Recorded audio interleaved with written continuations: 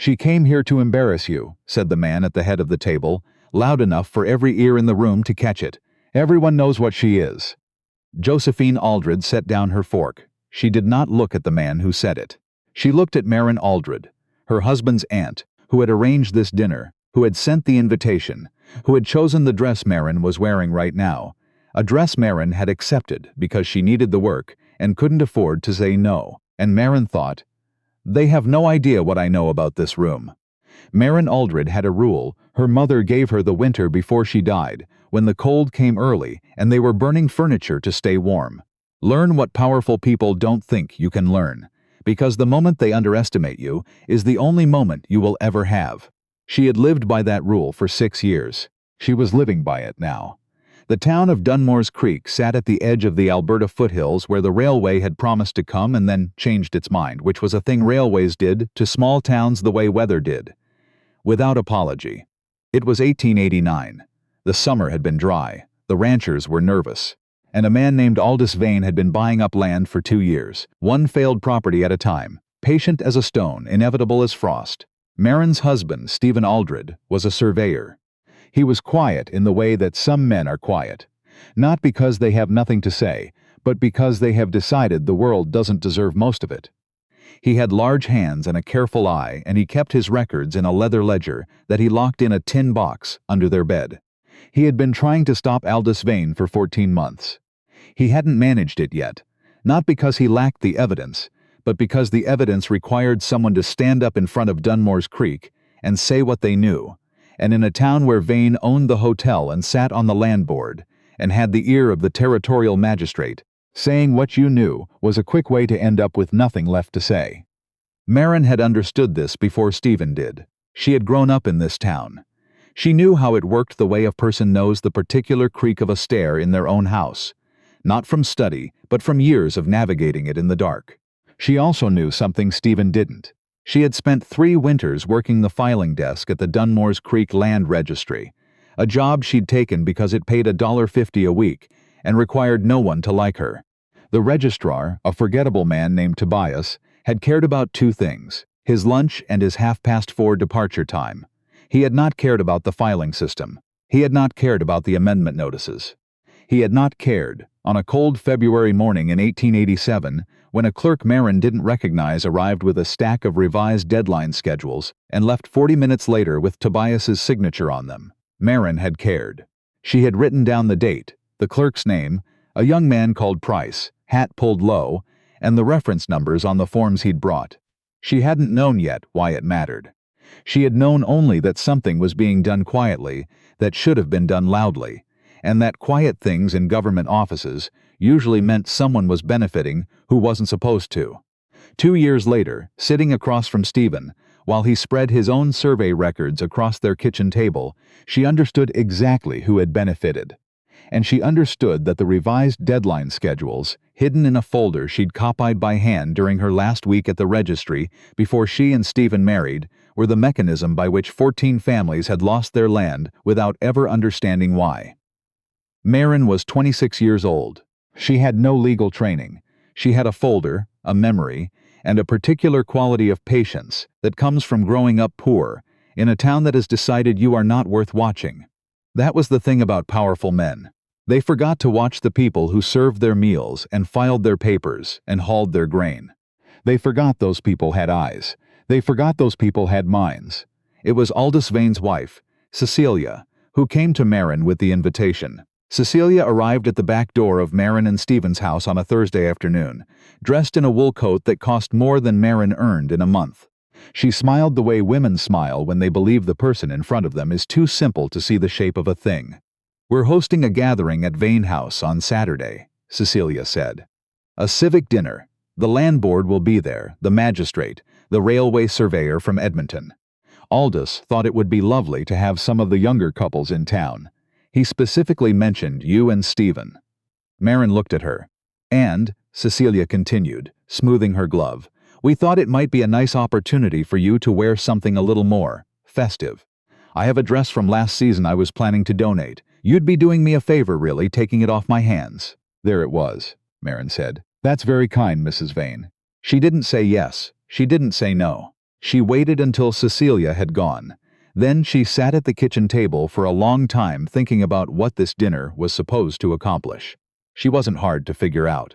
Aldous Vane had been pushing to acquire the Aldred survey rights for a year and a half. Stephen's survey of the Mackay Creek corridor was the only independent record of water access in the northern quarter, and water access was the only thing Vane couldn't manufacture. He needed Stephen's survey discredited, or Stephen himself sidelined, and the cleanest way to sideline a man in a small town was to make him look like a fool in front of the people whose opinion governed his livelihood. Bring the surveyor's wife in a charity dress. Put her at the table with the magistrate and the landlord. Let her feel out of place, let her stumble, let her confirm every quiet assumption about the Aldreds, that they were decent but limited people, ambitious, but not quite at the level of Dunmore's Creek's better class, that the survey should perhaps be revisited by someone more qualified. That was the plan. Marin spent Friday rereading her folder. She told Stephen about the dinner. She did not tell him about the folder. Not because she didn't trust him, but because what she was planning required the kind of precision that worry makes impossible, and Stephen would worry. He would try to protect her, and protection, in this particular situation, was the one thing that would get them both killed. Not with bullets, but with the slow, quiet death of a small town deciding you were trouble. Saturday came. Marin wore the dress.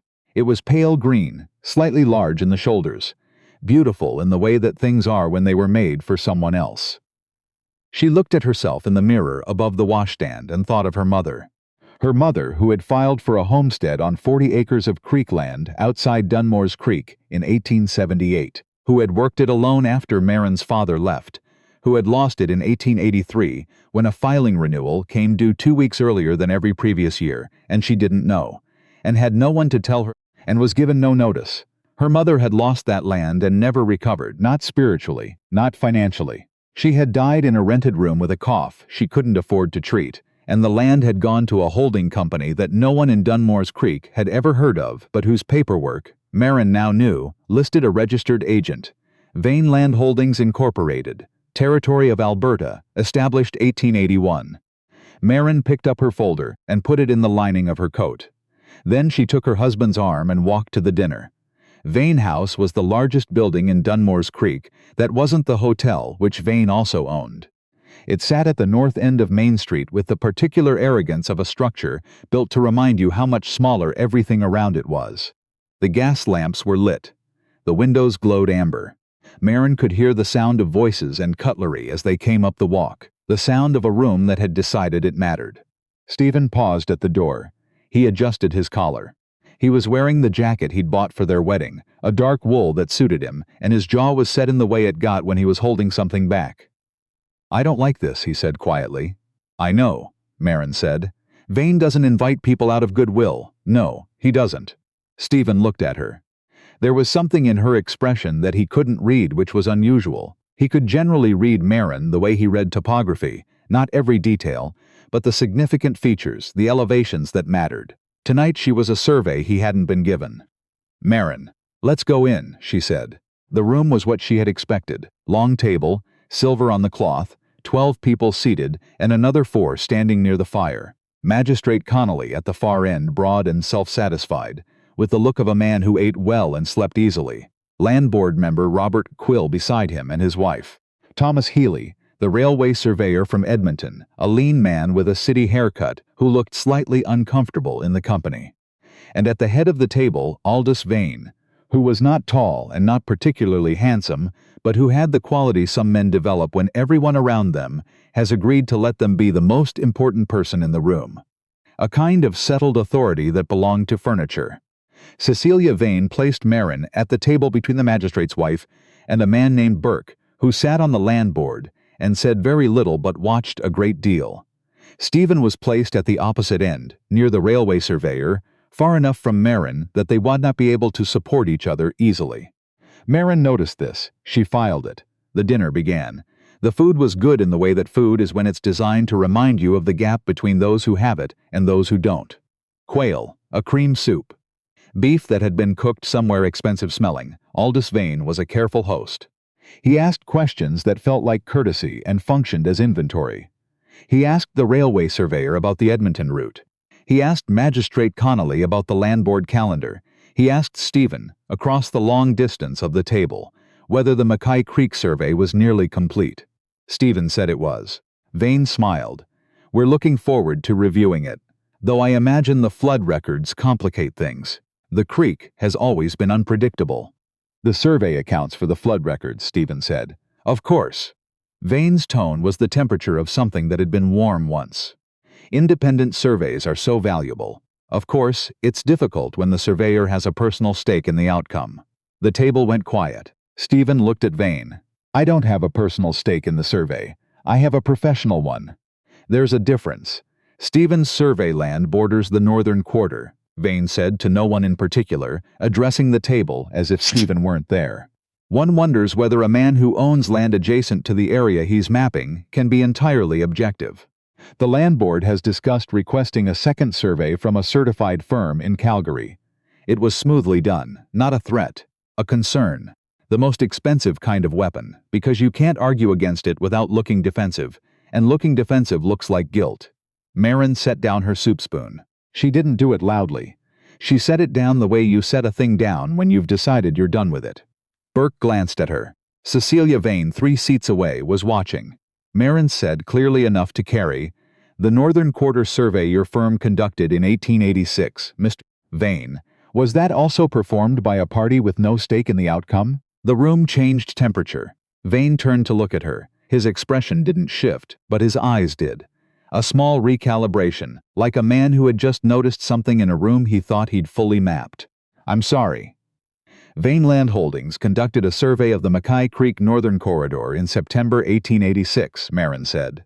The survey was filed with the Land Registry under reference number 1186NQ. The same company holds options on 7 of the 12 properties whose boundary lines that survey established. I wondered whether the land board applied the same standard of concern to that one. Silence. Magistrate Connolly cleared his throat. Burke studied his wine glass. The railway surveyor, Thomas Healy, looked at Marin with an expression that was, she thought, the first genuinely interested expression she'd seen all evening. Vane said, I'm not sure where you're getting your information, Mrs. Aldred. The Land Registry, she said. It's public record. Some records require context to interpret correctly. Reference number 1186NQ is fairly self-interpreting, Mr. Vane. The survey boundary placed 3 homestead properties outside the registered water access corridor. Those properties missed their renewal filing in October of that year because the deadline had been moved without public notice. They went to auction in November. Vane Land Holdings was the sole bidder on all 3. Burke set down his glass. Cecilia Vane's smile had not moved, but it had stopped meaning anything. Vane said, You're describing a legal process. I'm describing the mechanism of a legal process, Marin said. The legality is exactly what I'd like the land board to examine, Marin. Stephen's voice from the other end of the table, not telling her to stop. She knew his voice. This was the voice of a man catching up, fitting pieces together, realizing he had been living beside the solution for 2 years without knowing. Aldous Vane leaned back in his chair. He was a man who had survived many dinners, many negotiations, many moments when the ground shifted. He had survived them by patience and by control. He looked at Marin with the assessing look of someone deciding whether a threat is real or theatrical. Mrs. Aldred, he said, your husband's survey rights are under review. I'd encourage you not to complicate an already delicate situation. Mr. Vane, she said. The filing deadline for 6 homestead properties in this county was changed on February 14, 1887, with no public posting and no notification to the affected landowners. The change was authorized by a clerk named Price, who I watched deliver the paperwork to the registry myself. The authorization was backdated. The affected properties lost their renewal standing and went to auction within 3 months. Your land holding company purchased 5 of them. She paused. My mother's land was the 6th. The room was very still. Magistrate Connolly had set down his fork. His wife was watching her husband. Thomas Healy had stopped eating entirely and was simply watching Marin, his wine glass held loosely in one hand. That's a serious accusation, Robert Quill said from his end of the table. It's a documented account, Marin said. I have the original filing schedules. I have the revised deadline notice. I have the property transfer records. And I have a letter, signed by Tobias Marsh, the registry clerk, who was on duty that day, confirming that the paperwork was delivered by an outside party and processed without his review. She had not planned to say this last part until this moment, but it was true. She had tracked down Tobias the previous spring, found him retired in Lethbridge, and he had signed a statement with the quiet guilt of a man who had always known something had been wrong. Vane said, "Where is this letter?" "Somewhere safe. I'd like to see it. You'll see it when the Territorial Land Office sees it."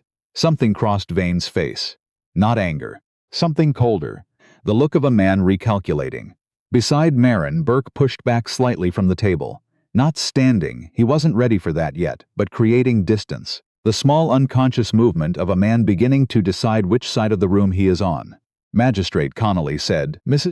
Aldred, if you have documentation supporting these claims, the appropriate channel is the Land Board." With respect, Magistrate, the Land Board includes 2 members whose property assessments were conducted by the same firm whose practices I'm describing. I'm not confident the Land Board is the appropriate channel. Connolly's mouth opened, closed. The railway surveyor, Thomas Healy, set down his glass. He said, quietly, "There's a territorial commissioner in Edmonton. Land fraud complaints are within his jurisdiction." Everyone looked at him. He looked back at them with the calm expression of a man who has no business relationships in Dunmore's Creek, and therefore nothing to protect. "I'd be happy to carry the documentation myself," Healy said. "I leave for Edmonton Monday morning. The commissioner's office processes complaints within 30 days. Cecilia Vane said, her voice thin, "Mr. Healy, you're a guest at this table. I'm a guest who builds railways," Healy said pleasantly. "We need clean water access records to do that. If those records have been manipulated in this county, I have a very direct professional interest in knowing about it." Aldous Vane stood up. He did it the way powerful men stand up when they have decided the room needs to remember who owns it, slowly, with the full weight of a man who has never in his adult life been asked to sit down somewhere he didn't choose. He buttoned his jacket. He looked at Marin with eyes that had gone flat and specific. "Mr. and Mrs. Aldred," he said, "I think we've reached the end of a productive evening." "I think we've reached the beginning of one," Stephen said. He was on his feet as well, and Marin looked at her husband, this careful, quiet man who kept his ledger in a tin box and had been fighting Aldous Vane alone for 14 months, and saw on his face something she had not seen in a long time, not anger, certainty. The particular expression of a man who has just understood the full shape of what he's been working with. "The McKay Creek survey is complete," Stephen said. "The water access corridor is documented, independent, and certified under territorial law. If you request a second survey from Calgary, you have that right. What you don't have is the right to place a holding company's opinion above a licensed surveyor's record. And after tonight, I don't think the Land Board is going to find that argument as comfortable as it was last week." Vane looked at him, then at Marin, then at Healy, who was refilling his own wine glass with the composed expression of someone who is exactly where he expected to be. "I'll see you out," Vane said. "We know the way," Marin said. She picked up her coat from the chair back. The folder was still in the lining, against her ribs, where it had been all evening. She had not needed to produce it. She had known the contents so completely that she could lay it out from memory, and she had decided, in the carriage on the way here, that producing documents at a dinner table turns evidence into theater. She would file the documents. She would file them correctly, through the right channels, with the right authority. Tonight was not about winning. Tonight was about making Aldous Vane understand that someone had been watching. Stephen held the door. As they passed through it into the cold October air, Marin heard behind them the sound of the dinner resuming. Conversation, quiet and frantic and very different from the conversation that had been happening an hour ago. She heard Connolly's voice, lower now. Burke's voice, Healy's, calm and brief. She heard Cecilia Vane say something sharp and Aldous Vane not respond. Outside, Stephen stopped at the bottom of the steps. The gas lamps threw long shadows across the street. He looked at his wife. He looked at her the way he looked at surveys, carefully, completely, trying to account for everything he might have missed. "How long have you known?" he said. "I've had the filing records for 3 years, Marin said. "I understood what they meant 14 months ago. When you started investigating Vane, you didn't tell me. I needed to know the full pattern before I said anything. Half a picture is worse than no picture. You know, that you're a surveyor." He was quiet for a moment. The wind off the foothills had teeth tonight, the first real edge of coming winter. "My mother's homestead," he said, "the one she lost in '85. Before we were married. The filing deadline was also moved," Maren said. "Yes, I found her property in the records. It was 7 months before he used the same mechanism on mine. He was practicing." Stephen made a sound that was not quite a word. Then he turned and looked back at Vane House. The amber windows, the composed exterior, the building that had spent a decade watching the town arrange itself around its importance. "What do we do now?" he said. "We go home. I write a formal complaint tonight while everything is fresh. Monday morning I give Thomas Healy the documentation. He files it in Edmonton." She paused. "And we wait. How long? 30 days for the commissioner to open an inquiry, another 60 for the Territorial Land Office to assign an inspector. After that," she let out a breath. "It depends on what the inspector finds. He'll find what you found. He'll find more. I only had access to the land registry. The inspector will have access to the banking records, the clerk's correspondence, the holding company filings. There are things I couldn't see." She looked at him. "But I gave him enough to know where to look." They walked home. The town was quiet around them, the kind of quiet that is not peace but suspension, a breath held, a moment before the ice shifts. Maren knew that by morning, everyone who had been at that dinner would have had a conversation they hadn't planned on having. She knew that Connolly would go home and look at his own land board records with new eyes. She knew that Burke would call his solicitor. She knew that Healy would sit at his desk in the hotel room and write a note to Edmonton tonight. And she knew that Aldous Vane, in his large house with his amber windows, would spend the night calculating. He would send someone to the land registry in the morning. He would try to move the records. He would try to find Tobias Marsh. He would be too late for the records.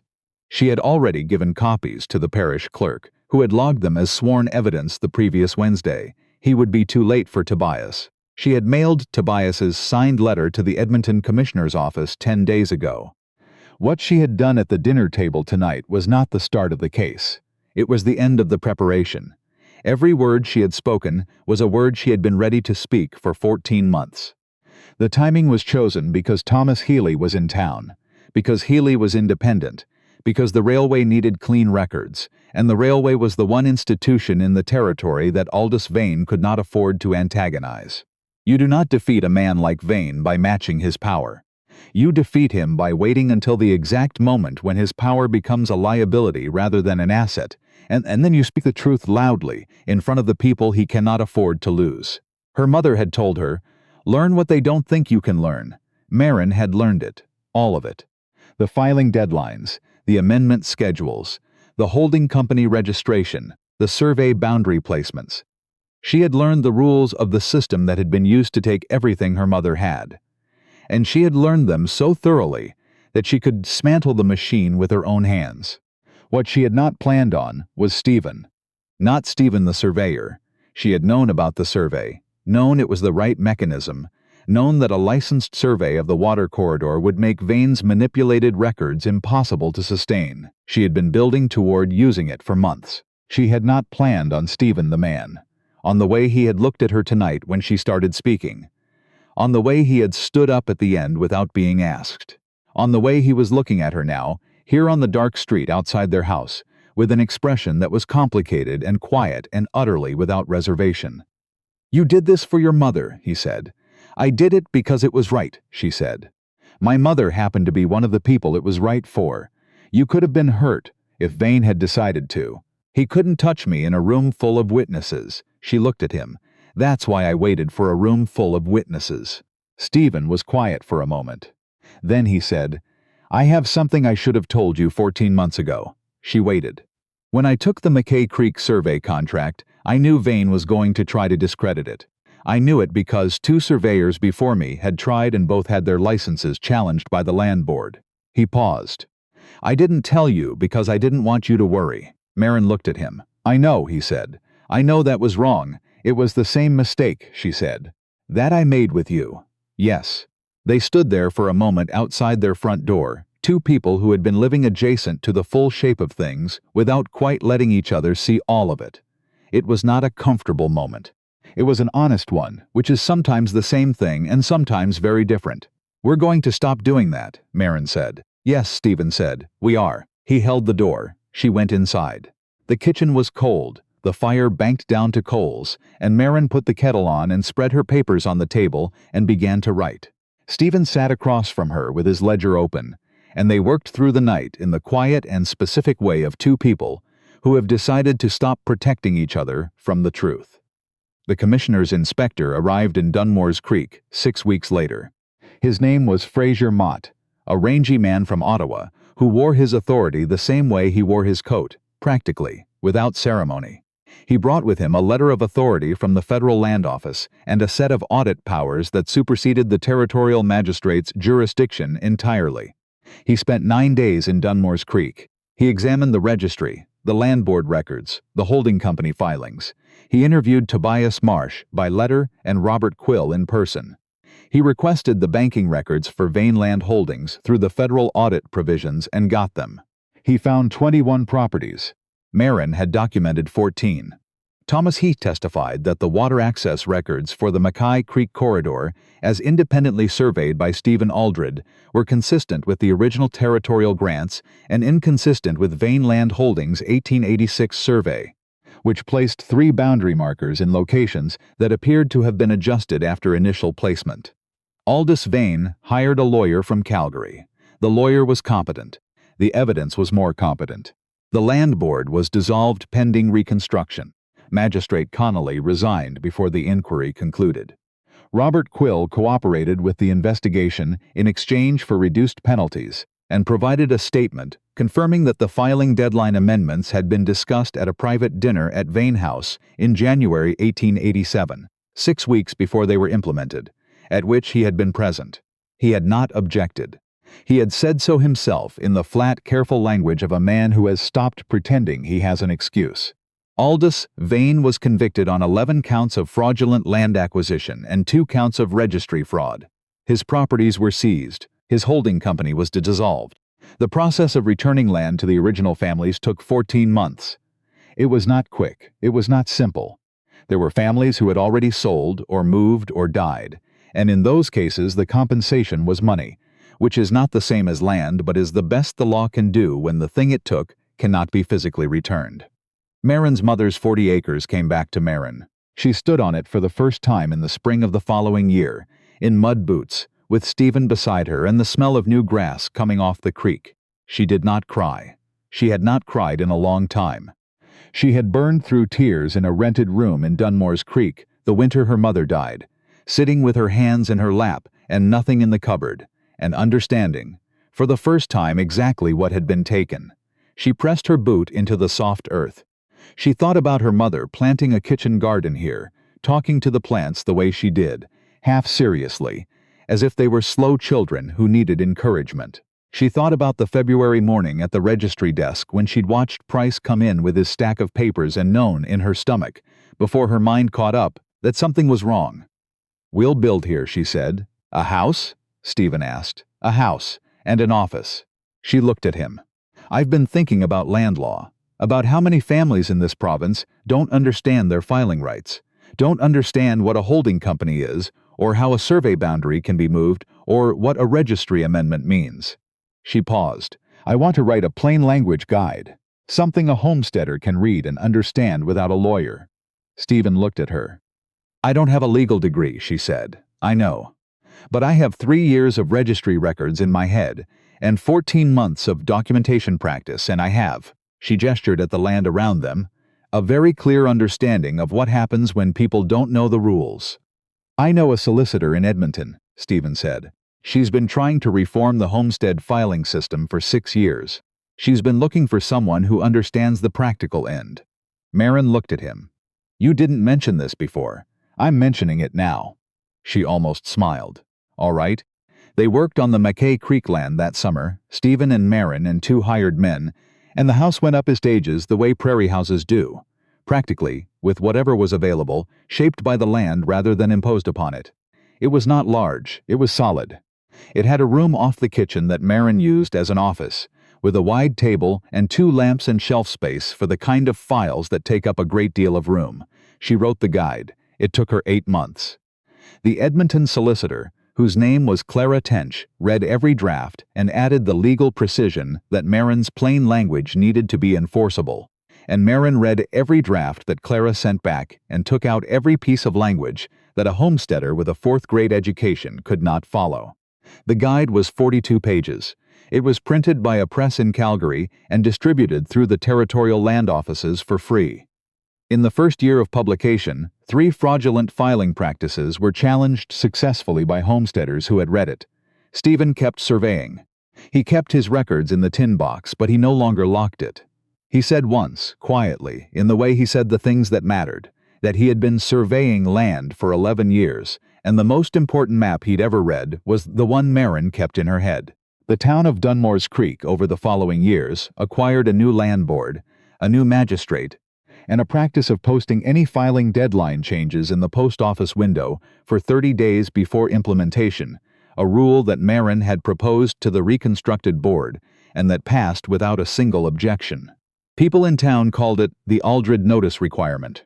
Marin thought her mother would have found that funny, and also right, and also exactly the kind of thing that shouldn't have required a name, because it should have been common sense from the beginning.